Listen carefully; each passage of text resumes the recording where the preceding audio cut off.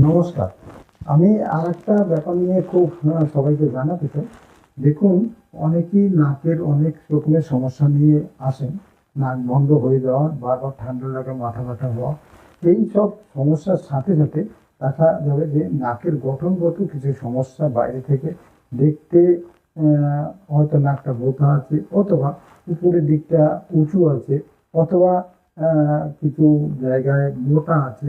আহ, এরকম উঁচু নিচু বা কোনো রকমের সমস্যা বা নাক ডেবে থাকা এরকম থাকলে একই সঙ্গে সেপ্টোপ্লাস্টি করার সাথে সাথে নাকটাকে সুন্দর করে নেওয়া যায়। একে রাইনোপ্লাস্টি বলে, এবং ভিতরের দিকটার সাথে সাথে বাইরের দিকটা ঠিক করা যেতে পারে, দেখতে তাতে অনেক সুন্দর হয়। অতএব এটা ওপেনও করতে হয় না, ক্লোজ রাইনোপ্লাস্টি বলে একটা অপারেশন আছে। ক্লোজ রাইনোপ্লাস্টি করে পেশেন্টের সেপ্টোপ্লাস্টির সাথে সেটা কিন্তু ঠিক করে দেওয়া যেতে পারে।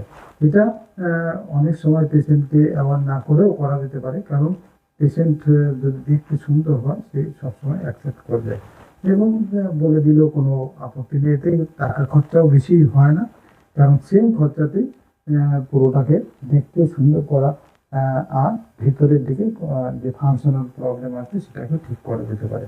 আর যদি কেউ এমনিতে রাইনোপ্লাস্টি করতে চায় সেটাও কিন্তু করা সম্ভব। সেটাকে একদম পিওর রাইনোপ্লাস্টি, সেটা ক্লোজও হতে পারে, অথবা ওপেন রাইনোপ্লাস্টি হতে পারে। যাদের গঠনগত অল্প সমস্যা থাকে সেটাকে ক্লোজ করলেই সমস্যা মিটে যায়।